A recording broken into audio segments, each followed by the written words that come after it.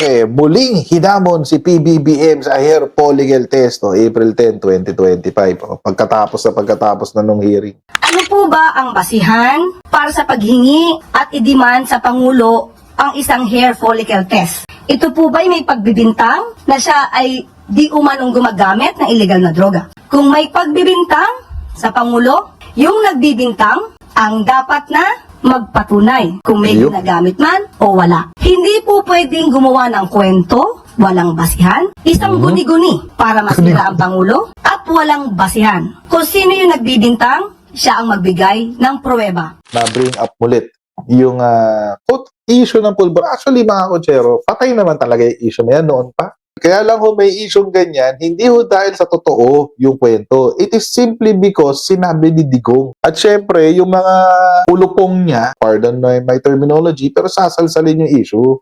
Oo, ganun ho yun. Nag-umpisa ho nga ho yan. Nung panahon pa ng election, 2020, 2022 pa. Noon pa man, yan ho isang fabricated story na ginawa para lamang siraan ang ating Pangulo for the purpose of destabilization. That's the end goal, mga kotsero. The purpose is destabilization. Mukhang itong pulburon video na to ang ikakapurnada ng kanyang asylum. Ano bang nangyari? Balikan ho natin yung balita. Sabi po ni Pebbles, Roque is behind the pulburon video. Ano daw, may 2 videos pa atang kasunod, sabi ni Roqueta. Hindi na ho ako magtataka kasi kailangan ho niya isalba yung sarili niya dito sa kalokohang pinagagawa niya. So kapag lumabas yan, alam na natin that is again another AI-generated video. It will not have the same effect as the first one. Kasi debunk na nga yun. Kakasigaw niya ng pulburon, meron pa akong pulburon video, etc. Wala na. I mean, si Roque has been debunked over and over again. Nawalan na ho siya ng kredibilidad. Hindi lang ho sa mga loyalista, hindi lang ho sa mga pro-admin, hindi lang ho sa mga independent, pero pati na rin sa mga DDS, pati na rin sa mga dilawan.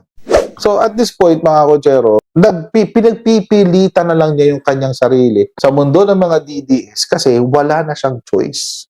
I believe that Attorney Roque was the original source of the pulburon video and that he was the one who disseminated it to the public to destroy the credibility of the president. Dinagdagan pa niya, what I remember most that night was when Attorney Roque said, I am good at bringing down governments. Ayun.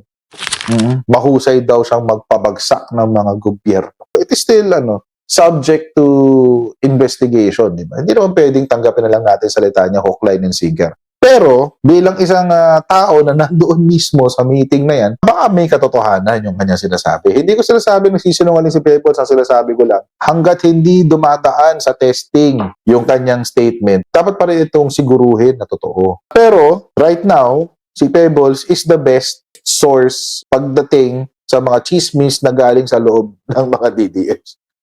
So, bakit ginawa ni Harry Roque yung video? Ito na nga, I'm good at bringing down governments. Hindi na ho yan ikinagulat ng Malacanang. At alam na ho kasi na Malacanang niya noon pa man. Ang sabi ho na Malacanang, mga Jeff, ipagpapaubaya na lang nila sa NBI. Ano nangyari? Ang NBI at DOJ ay hindi nag-imbestiga. Alam niyo kung bakit? Kasi ang DOJ at ang NBI ay naghabla. Tapos na kasi sila mag-imbestiga. Naghabla na sila. Actually, we have already filed a case regarding that matter. Malaman nyo, pagka lumabas na yung resolution, we have already filed a case. Yung bininyag po ba sa TRICOM hearing na may kinalaman daw si Attorney Harry Roque na nasa likod daw po nun, magagamit po ba yun ng NBI sa case? Yes. Meron kaming ganong angulo. Naghabla na ang NBI. Ibig sabihin yan, mga kotsero, nakapag-imbestiga na sila, number 1. Pangalawa, nakitaan na nila ng ebidensya. Ito po, ebidensya na ito ay pwedeng ikapanalo sa korte. Hindi pa ko sinasabi kung ano yung kaso, ha? Ano yan? Malamang violation niya ng Article 154 or the unlawful use of means of publication and unlawful utterances. At dahil ginawa online, tataas ang penalty ng 1 degree. Any person who by means of printing, lithography, or any other means of publication, meaning pati internet, shall publish or cause to be published as news, o magpapanggap ka na balita, any false news which may endanger the public order or cause damage to the interest or credit of the state. Ayun na nga, Article 154 na nga ito. Malamang yun ang kinaso ng ating NBI sa mga nagkalat ng polvoron video. Oo. Pero alam nyo mga kotsero, hindi pa po itong video na to ang makakapurnada ng kanyang bid for asylum sa Netherlands. Ano ho makakapagpapurnada ng kanyang asylum bid? Simple lang po. Kung tatanggapin ng Netherlands ang testimonya ni Pebbles, mapupurnada ang pangarap ni Harry Roque na maging permanent resident ng Netherlands. Yun ang magkukumbinse sa Netherlands na, ay, wait lang, paano mo masasabing pinopersecute ka? Gusto mong ibagsak ang gobyerno. You're committing a seditious act. Pwede siya i-debunk ng mga kasama niya doon. O they stated under oath. Punta sila ng Netherlands. Suportahan nila yung asylum bid ni Harry Roque. Maglabas sila ng testimonya under oath. Ano ang problema doon eh? Ang tanong, gagawin ba nila? Kaya nga nakakatawa yung sagot na lang nito ni Harry Roque, no? Roque, muling hinamon si PBBM sa hair polygal test, April 10, 2025. Pagkatapos na nung hearing. Balik tayo sa hair polygal test, di ba? O, di ba? Ganyan kahusay mag-isip ang isang decorated lawyer tulad ni Harry Roque. Every time merong press briefing, inaabangan ko kung ano yung sasabihin. Una-una, kung ano yung kabubuhang itatanong ni Eden. Pangalawa, kung ano yung sasagot ni Yusek Claire. Totoo, promise. isa to sa mga pinaka-solid na comeback ni Yusek Claire. Panoorin natin. Promise, gustong-gusto ko to.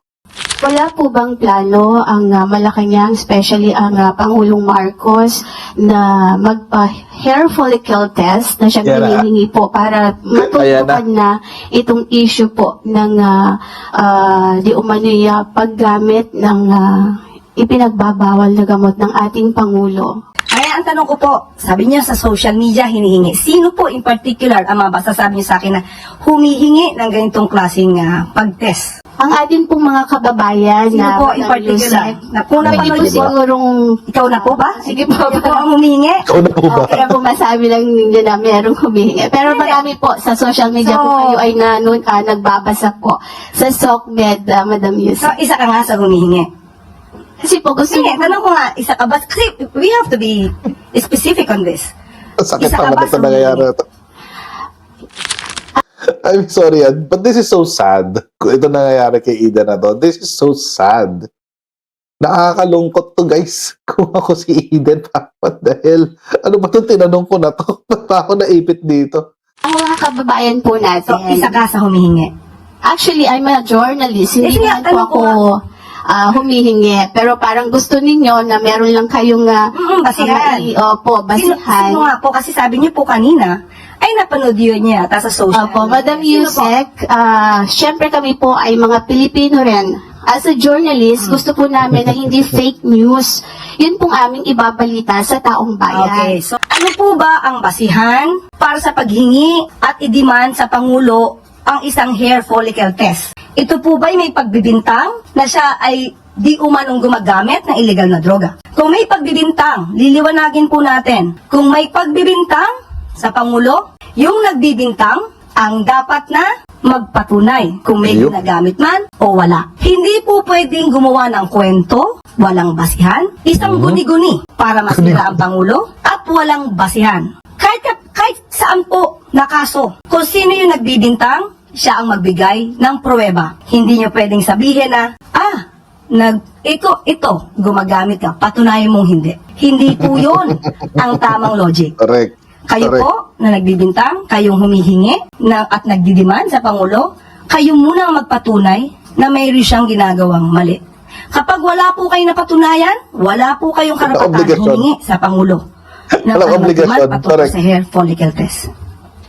Ang pangit itong mindset na to ng mga DDMs. Ang pangit itong mindset na to. Yung lagi nilang sinasabi, para matapos itong issue na to, magpa-drug test ka na lang. Alam niyo kung bakit? Alam niyo kung ba't pangit? Kasi nagpa-drug test na noon eh. Ba't ayaw niyo pa rin tanggapin hanggang ngayon?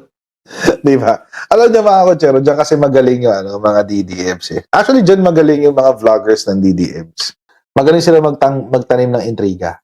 Wala ka nang valid na video. Wala kang kahit circumstantial evidence na lang. Si driver, si katulong, or mga anak, kamag-anak, whoever na nagde-deliver sa kanya ng drugs.